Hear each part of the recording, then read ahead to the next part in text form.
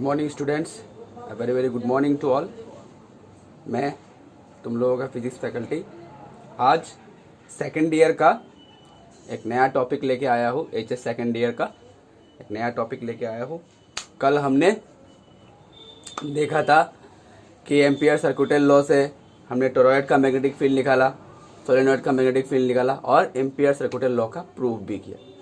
ठीक है, यहाँ तक हमारा मैग्नेटिज्म का आधा पार्ट खत्म होता है। ठीक है, तुम्हारा जो चैप्टर नंबर 4 है, इस चैप्टर का आधा पार्ट खत्म होता है। आज जो हम टॉपिक शुरू करेंगे इसका नाम है force experience bye A charge particle inside a magnetic field. एक चार्ज पार्टिकल जब मूव करता है, एक चार्ज पार्टिकल मूव करता है किसके अंदर? मैग्नेटिक फील्ड के अंदर। तब इस चार्ज पार्टिकल के ऊपर एक फोर्स जनरेट होता है। ठीक है, वो फोर्स क्या है, उसका वैल्यू क्या है, ये सब हम आज एनालिसिस करेंगे। ठीक है, चलो। तो आज का जो टॉपिक है force experience by charge particle inside a magnetic field. ये चार्ज पार्टिकल अभी रेस्ट पे नहीं है, मूव कर रहा है। तो अगर चार्ज पार्टिकल मूव किया तो उसमें क्या आएगा? करंट आएगा। ये हम देखेंगे, धीरे धीरे जानेंगे। ऑब्वियसली ये तो हम जानते हैं, करंट इलेक्ट्रिसिटी में हमने किया है। अगर चार्ज पार्टिकल मूव करता है तो इसमें करंट आता है। ठीक है, कंडक्टर में करंट आता है। तो एक चार्ज पार्टिकल मैग्नेटिक फील्ड पे मूव कर रहा है। अब इस चार्ज के ऊपर ही मैग्नेटिक फील्ड एक फोर्स जनरेट करता है। ठीक है, मान लो ये एक स्पेस पे एक चार्ज पार्टिकल मूव कर रहा है। ठीक है, ये है Z axis, X axis, Y axis. ठीक है, यहां पे एक चार्ज पार्टिकल है।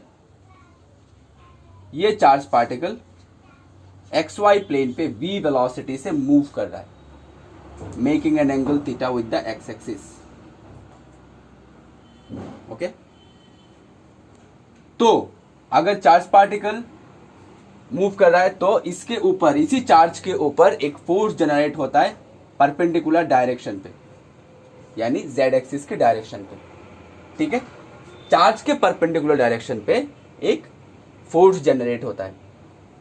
अगर v का हमने कंपोनेंट निकाला, v का अगर हम दो कंपोनेंट अगर निकाल दे, ये तो हो गया base component v cos theta और ये हो गया हमारा perpendicular component v sin theta. ठीक है, तो इसी चार्ज के ऊपर ही एक फोर्स जनरेट होता है जो कि चार्ज के परपेंडिकुलर रहेगा। तो अकॉर्डिंग टू द थ्योरी, ये जो फोर्स का जो मैग्नीट्यूड है, ये जो फोर्स का जो मैग्नीट्यूड है, ये डायरेक्टली प्रोपोर्शनल टू रहेगा मैग्नीट्यूड ऑफ द चार्ज। ये जो फोर्स है, इस फोर्स का मैग्नीट्यूड जो है वो डायरेक्टली प्रोपोर्शनल रहेगा चार्ज के मैग्नीट्यूड के ऊपर। डायरेक्टली प्रोपोर्शनल रहेगा strength of the magnetic field, directly proportional रहेगा strength of the magnetic field, और डायरेक्टली प्रोपोर्शनल रहेगा perpendicular component of the velocity. अब वेलोसिटी का परपेंडिकुलर कंपोनेंट क्या है? Sine theta, v sine theta. तो इसका परपेंडिकुलर कंपोनेंट का डायरेक्टली प्रोपोर्शनल रहेगा। फिर से समझा के देता हूं, अगर चार्ज पार्टिकल मूव किया किसी भी मैग्नेटिक फील्ड पे, ठीक है, इधर से हमारा इस एक्स वाई प्लेन पे हमारा मैग्नेटिक फील्ड है। ठीक है, तो इस मैग्नेटिक फील्ड के थ्रू अगर कोई चार्ज मूव करता है, ये मैग्नेटिक फील्ड के थ्रू अगर कोई चार्ज मूव करता है तो या इस चार्ज के ऊपर एक फोर्स जनरेट होता है। उस फोर्स का जो मैग्नीट्यूड है, ये चार्ज के मैग्नीट्यूड के डायरेक्टली प्रोपोर्शनल रहेगा, strength of the magnetic field के डायरेक्टली प्रोपोर्शनल रहेगा, और perpendicular component of the velocity, जो भी वेलोसिटी से मूव करे उसका परपेंडिकुलर कंपोनेंट के डायरेक्टली प्रोपोर्शनल रहेगा। ठीक है, तो इन सब चीजों को अगर हम कंबाइन कर दे तो F directly proportional to Q V B sine theta, और F equals to some constant K Q V B sine theta. ठीक है, एक्सपेरिमेंटली साइंटिस्टों ने एक्सपेरिमेंट करके देखा है, जो K का वैल्यू है वो 1 निकलता है। K का जो वैल्यू है वो 1 निकलता है। अगर K का वैल्यू 1 हो गया तो अगर K का वैल्यू हम यहाँ पे पुट कर दे तो मैग्नीट्यूड आएगा हमारा Q V B sine theta. अगर यहाँ पे हमने K का वैल्यू अगर 1 बिठा दिया तो जो मैग्नीट्यूड है, तो मैग्नीट्यूड का वैल्यू हो जाएगा हमारा Q B B sine theta. अब फोर्स तो वेक्टर क्वांटिटी है, इसका तो सिर्फ मैग्नीट्यूड निकाला, ये तो काम नहीं चलेगा हमारा।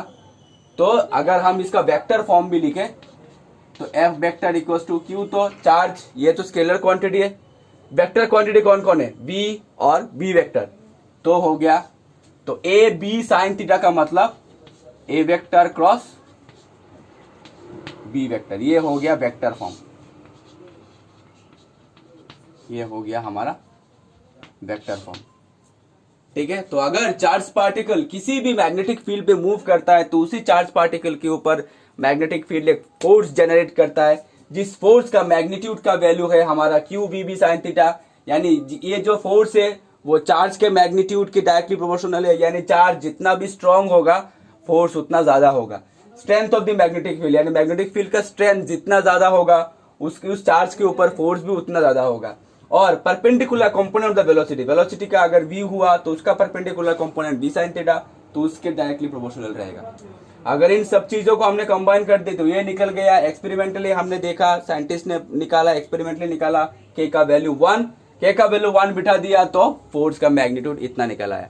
ठीक है, लेकिन फोर्स तो वेक्टर क्वांटिटी है तो हमारा सिर्फ मैग्नीट्यूड निकालने से तो काम नहीं चलेगा, तो इसका वेक्टर फॉर्म हो गया क्यू, तो हमारा चार्ज तो हमारा स्केलर क्वांटिटी, ये तो आ गया बाहर, बाकी वेक्टर क्वांटिटी वेलोसिटी और मैग्नेटिक फील्ड, तो इन दोनों का ए बी साइन थीटा का formula A vector cross B vector, तो हो गया B vector cross B vector, ये हो गया हमारा वेक्टर फॉर्म। तो एक चार्ज पार्टिकल मैग्नेटिक फील्ड पे अगर मूव करता है तो कितना फोर्स हमारा जनरेट करता है, Q B B sine theta. इसी कॉन्सेप्ट के ऊपर एक साइंटिस्ट लॉरेंस ने, इसी कॉन्सेप्ट के ऊपर एक साइंटिस्ट लॉरेंस ने, जिनके ऊपर ये नामकरण हुआ है लॉरेंस फोर्स। अब ये लॉरेंस फोर्स क्या है ये हम डिस्कशन करते हैं। Lawrence force LORENTZ,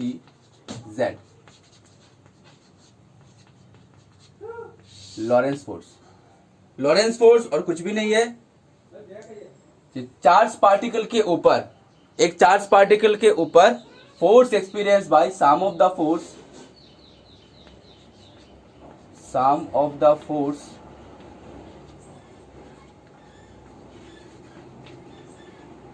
experienced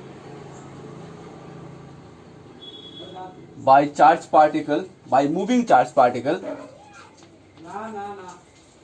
by moving charge particle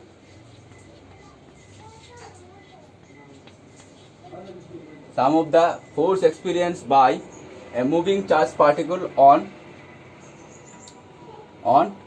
electric and magnetic field।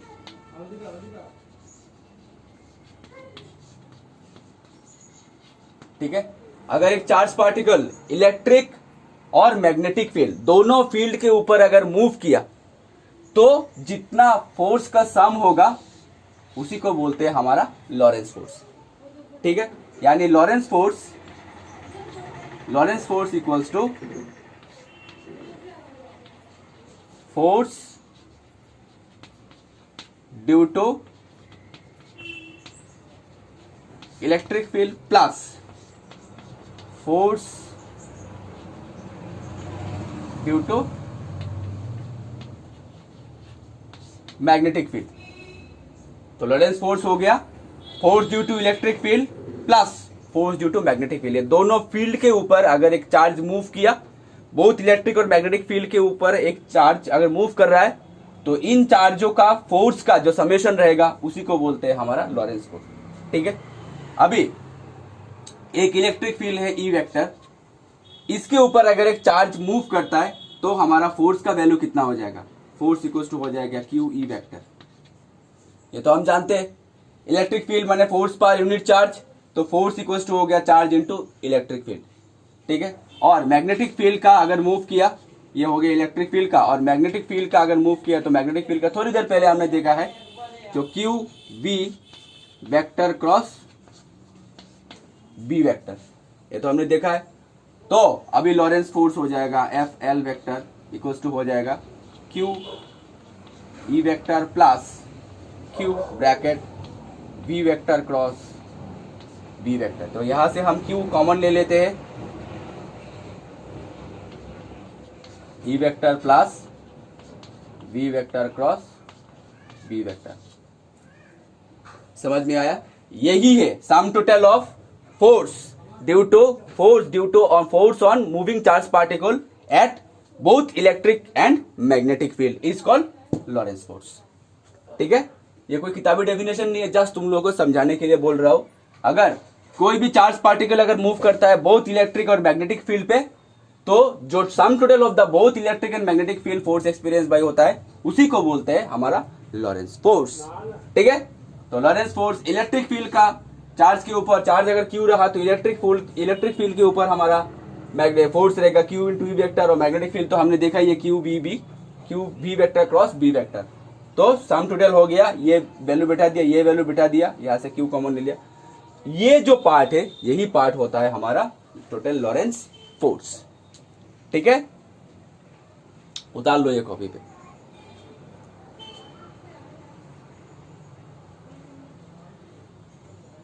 हो गया? चलो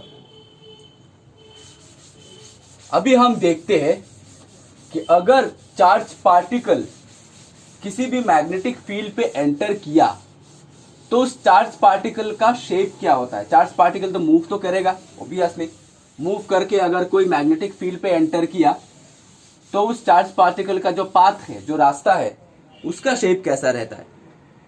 ठीक है, तो इसका दो कंडीशन रहता है। फर्स्ट, चार्ज पार्टिकल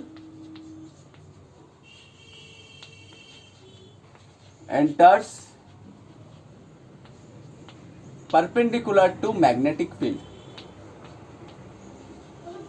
अगर चार्ज पार्टिकल मैग्नेटिक फील्ड पे अगर परपेंडिकुलरली एंटर करे, ठीक है, अगर कोई चार्ज पार्टिकल मैग्नेटिक फील्ड पे परपेंडिकुलरली एंटर करे, तो चलो इसका एक सिंपल सा डायग्राम ड्रॉ कर लेते हैं।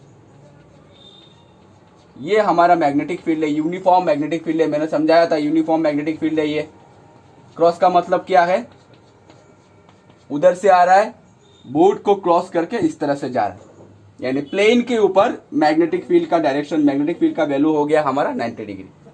ठीक है, मैग्नेटिक फील्ड ऐसा लग रहा है। अभी इसी मैग्नेटिक फील्ड के ऊपर, ये मैग्नेटिक फील्ड का हमारा स्ट्रेंथ हो गया बी वेक्टर। ठीक है, अभी इसी पार्ट के ऊपर, इसी मैग्नेटिक फील्ड के ऊपर अगर कोई चार्ज पार्टिकल एंटर करे तो उसका शेप हो जाता है सर्कुलर, उसका शेप हो जाता है सर्कुलर। अगर कोई चार्ज ऐसे परपेंडिकुलरली एंटर करे, ये चार्ज पार्टिकल है क्यू, इसका वेलोसिटी वी वेक्टर, इसका पाथ हो जाता है ऐसे सर्कुलर। ठीक है, इसका पाथ हो जाता है ऐसे, घूम जाता है, सर्कुलर हो जाता है। ठीक है, तो ये चार्ज पार्टिकल, अभी देखो चार्ज पार्टिकल कैसे एंटर कर रहा है, मैग्नेटिक फील्ड ऐसे, चार्ज पार्टिकल ऐसे एंटर कर रहा है, तो वेलोसिटी और मैग्नेटिक फील्ड का वैल्यू कितना हुआ हमारा, ये हो गया वेलोसिटी का डायरेक्शन और ये हो गया मैग्नेटिक फील्ड का डायरेक्शन। ये वेलोसिटी और ये मैग्नेटिक फील्ड का डायरेक्शन, तो वेलोसिटी और मैग्नेटिक फील्ड का डायरेक्शन कितना रह गया हमारा 90 डिग्री। समझ में आया? यानी चार्ज पार्टिकल मैग्नेटिक फील्ड पे परपेंडिकुलर एंटर किया तो उसका शेप क्या हो जाता है हमारा सर्कुलर। ठीक है, अगर सर्कुलर हो गया और इसका रेडियस का अगर एक्सप्रेशन निकालने के लिए दे, सपोज ये सर्कुलर पाथ का रेडियस हो गया हमारा r।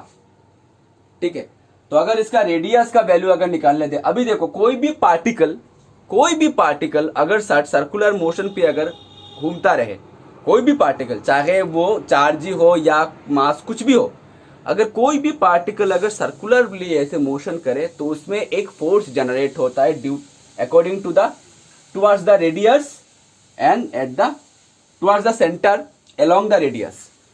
सेंटर की तरफ अगर कोई चार्ज पार्टिकल, अगर कोई भी particle, not only that charge particle, अगर कोई भी पार्टिकल अगर सर्कुलरली मूव करे, कोई भी पार्टिकल अगर सर्कुलरली मूव करे तो along the radius towards the centre एक फोर्स जनरेट होता है जिसको बोलते हैं सेंट्रीपिटल फोर्स। अगर ये सेंट्रीपिटल फोर्स नहीं रहा तो चार्ज पार्टिकल को, कोई भी पार्टिकल छूट के ऐसे बाहर चला जाएगा, लेकिन ऐसे छूट के बाहर नहीं जाता है क्योंकि सेंटर की तरफ एक फोर्स रहता है जिसको बोलता है सेंट्रीपिटल फोर्स। तो सेंट्रीपिटल फोर्स का एक्सप्रेशन हमने देखा है फर्स्ट ईयर पे, M V square divided by R, ये तो हम जानते ही है सेंट्रीपिटल फोर्स का expression M V square by R, ठीक है। और चार्ज पार्टिकल मैग्नेटिक फील्ड पे एंटर हुआ है, moving charge particle magnetic field पे एंटर हुआ है, तो इसमें हमारा फोर्स जनरेट होगा, लॉरेंस फोर्स जनरेट होगा, क्योंकि यहाँ पे सिर्फ मैग्नेटिक फील्ड है, तो यहाँ पे हमारा लॉरेंस फोर्स जनरेट होगा क्यू वी बी साइन, और V और B के बीच में एंगल कितना 90 डिग्री, तो साइन 90 डिग्री, तो हो गया हमारा क्यू वी बी साइन 90 का वैल्यू 1, यानी लॉरेंस फोर्स का वैल्यू हो गया क्यू वी बी। ये हो गया हमारा इक्वेशन नंबर 2, ठीक है। फिर से समझा के देता हूं, अगर कोई चार्ज पार्टिकल सर्कुलरली रोटेट करे, सर्कुलरली मूव करे, तो along the radius toward the centre एक सेंट्रीपिटल फोर्स जनरेट होता है, सेंट्रीपिटल फोर्स का वैल्यू होता है M B square by R, ये हम जानते हैं, ठीक है। और अभी देखो charge particle, moving charge particle magnetic field पे एंटर हुआ है, तो मैग्नेटिक फील्ड इसके ऊपर एक फोर्स जनरेट करेगा, यानी लॉरेंस फोर्स, और लॉरेंस फोर्स का वैल्यू कितना होता है हमारा Q V B, Q V और बी के बीच में, ये वी और बी दोनों के बीच में एंगल हमारा 90 डिग्री, तो हो गया साइन 90 डिग्री, तो क्यू वी बी साइन 90 का वैल्यू है 1, क्यू वी बी इंटू 1 हो गया हमारा क्यू वी बी, ठीक है। समझ में आया? अभी ये तो घूम रहा है, यानी ये दोनों फोर्स हमारा बैलेंस है, ठीक है। ये तो घूम रहा है, छूट के तो बाहर नहीं जा रहा है, यही पर तो घूम रहा है, मतलब सेंट्रीपिटल फोर्स और लॉरेंस फोर्स दोनों हमारा बैलेंस है। तो एट इक्विलिब्रियम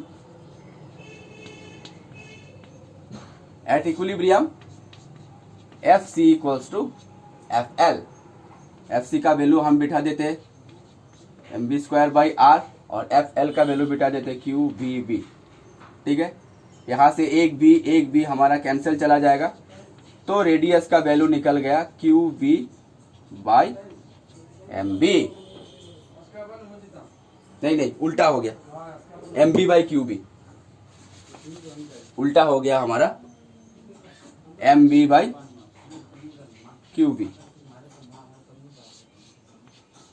ठीक है। ये हो गया expression for radius when the charge particle enters in magnetic field perpendicularly. This is the expression for radius when the charge particle enters in magnetic field perpendicularly. ठीक है, उतार लो ये कॉपी पे। When the charge particle enters magnetic field perpendicularly, then the path of the magnetic field will be circular, and hence expression for radius will be mb by qb.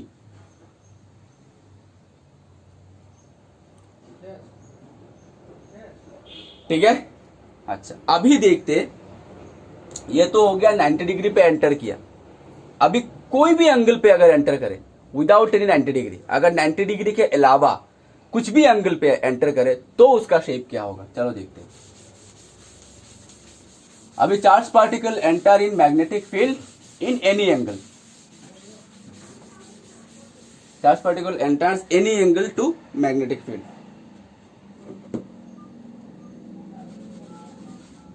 charge particle enters any angle in magnetic field, ठीक है। अच्छा,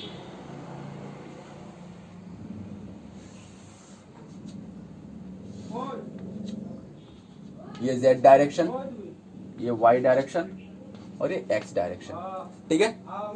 अच्छा, अभी हम देखते हैं कि charge particle magnetic field के ऊपर कुछ भी एंगल पे अगर एंटर किया, तो मान लो इधर की तरफ ही हमारा मैग्नेटिक फील्ड है, ठीक है, और चार्ज पार्टिकल ऐसे एंटर किया, चार्ज पार्टिकल ऐसे एंटर किया, यहाँ पे हमारा चार्ज पार्टिकल है प्लस क्यू, यहाँ पे हमारा चार्ज है प्लस क्यू, और इधर से एनी एंगल पे, मान लो ये एंगल हमारा थीटा और ये है हमारा वी वेक्टर, तो एनी एंगल थीटा से एंटर किया तो उसका पाथ हो जाएगा ऐसे, स्पाइरल पाथ हो जाएगा, स्पाइरल पाथ हो जाएगा, ठीक है, उसका पाथ हो जाएगा ऐसे हमारा। तो ये हो गया v का बेस कंपोनेंट, ये हो गया v का perpendicular component v sine theta, और ये हो गया perpendicular base component v cos theta, ठीक है, ये पहले ड्रॉ कर लो। अब तुम लोग बोलोगे सर ये पाथ स्पाइरल कैसे हो गया? देखो, चार्ज पार्टिकल मैग्नेटिक फील्ड पे एंटर कर रहा है। मैग्नेटिक फील्ड का मतलब आदत ही रहेगा, मैग्नेटिक फील्ड का आदत ही रहेगा कि इसका जो शेप है सर्कुलर कर दे, इसका जो शेप है सर्कुलर कर दे। लेकिन इसका शेप सर्कुलर हो नहीं पाता है। क्यों नहीं हो पाता है? क्योंकि ये तो पूरी 90 डिग्री नहीं है, एकदम पूरा तो 90 डिग्री नहीं है, एनी एंगल से किया है। ठीक है, तो सर्कुलर होना चाह रहा है लेकिन नहीं हो पा रहा, सर्कुलर होना चाह रहा है लेकिन नहीं हो, सर्कुलर होना चाह रहा है लेकिन नहीं हो पा रहा है। तो ऐसे करते करते करते करते इसका शेप हो गया स्पाइरल, स्प्रिंग की तरह हो गया। ठीक है, यहां तक जो डिस्टेंस है इसको बोलते हैं पिच, यानी नंबर ऑफ यानी pitch is the horizontal motion after one complete rotation. एक हॉरिजॉन्टल मोशन, हॉरिजॉन्टल डिस्टेंस कितना कवर, पिच यानी horizontal distance covered after one complete rotation. एक कंप्लीट रोटेशन होने के पश्चात कितना डिस्टेंस कवर करते हैं इसको बोलता है पिच। ओके, तो इसका शेप हो गया हमारा ऐसे स्पाइरल शेप हो गया। तो ये हो गया v making an angle theta, ये हो गया v cos थीटा, ये हो गया हमारा v sin थीटा। क्यों स्पाइरल हो रहा है? बिकॉज मैग्नेटिक फील्ड का टेंडेंसी रहेगा, आदत ही रहेगा कि इसको सर्कुलर बना दे। लेकिन ये तो एनी एंगल से हुआ है, पूरा परपेंडिकुलर नहीं हुआ है, तो ये हो नहीं पाता है, सर्कुलर हो नहीं पाता है, सर्कुलर हो नहीं पाता है, ऐसे खींच जाता है। सर्कुलर होते जा रहा होता है लेकिन ऐसे खींच जाता है, सर्कुलर होते जा रहा होता है ऐसे खींच जाता है। तो ऐसा करते करते इसका शेप हो जाता है स्पाइरल। ठीक है,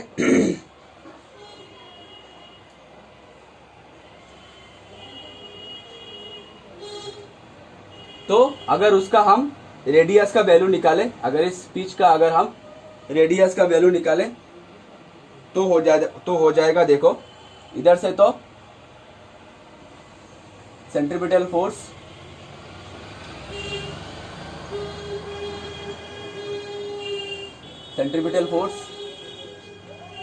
mv²/r, ओके, और लॉरेंस फोर्स रहेगा QVB, अभी तो परपेंडिकुलर नहीं है, साइन थीटा। तो अगर हम इन दोनों को अगर इक्वल करें, FC=FL करें, तो mv²/r QVB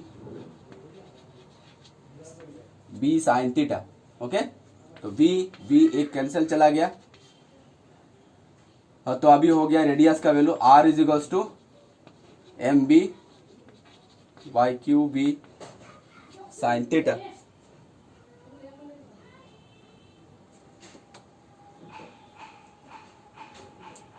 ठीक है,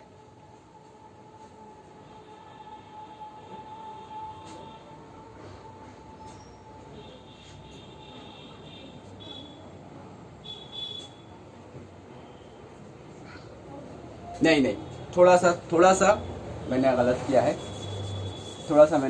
है, मिस्टेक करेक्ट कर लो। थोड़ा सा मैंने गलत किया, यहाँ पे सेंट्रीपिटल फोर्स का v नहीं रहेगा, यहाँ पे सेंट्रीपिटल फोर्स का वैल्यू रहेगा। थोड़ा सा करेक्ट कर लो, सॉरी, थोड़ा सा करेक्ट कर लो।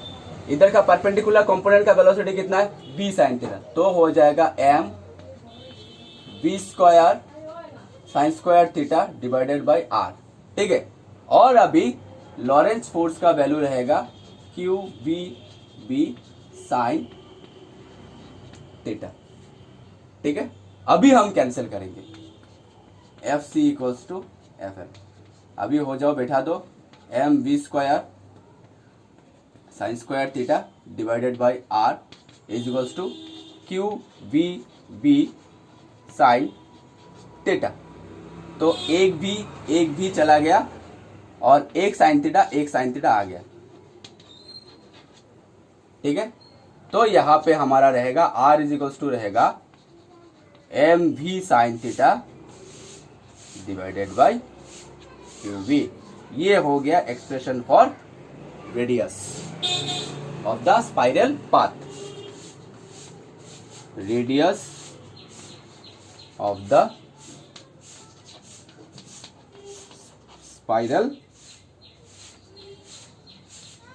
पाथ। अगर कुछ भी एंगल, अगर 90 डिग्री के अलावा कुछ भी एंगल पे अगर कोई चार्ज पार्टिकल मैग्नेटिक फील्ड पे अगर एंटर करता है तो उसका रेडियस का वैल्यू होता है M B sine theta divided by Q B. ठीक है। अच्छा, इसी कॉन्सेप्ट को यानी कौन सा वाला कॉन्सेप्ट को कि charge particle enters in magnetic field perpendicularly रखा तो इसका शेप हो जाएगा हमारा सर्कुलर। ठीक है। इसी कॉन्सेप्ट को एक डिवाइस पे यूज करते हैं, जिस डिवाइस का हम अभी स्टडी करेंगे, जिसका नाम है साइक्लोट्रॉन। क्या नाम है? साइक्लोट्रॉन। ये हम स्टडी करेंगे।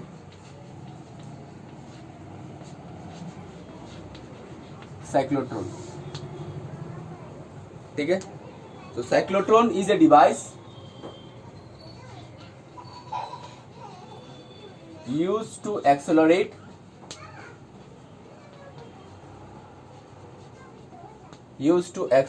the charged particle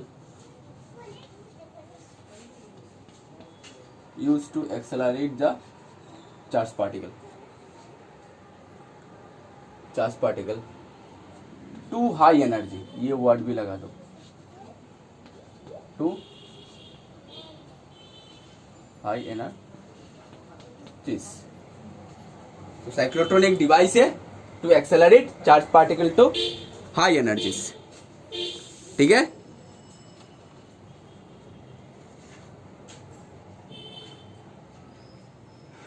तो इसका हम पहले प्रिंसिपल देखते हैं, वर्किंग प्रिंसिपल वही है मैंने जो बोला है। Working principle works on the principal that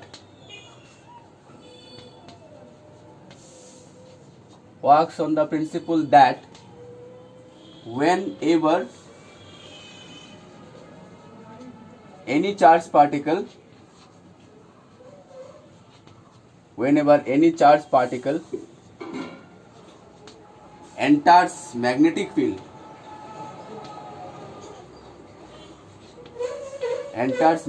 field perpendicularly, then its shape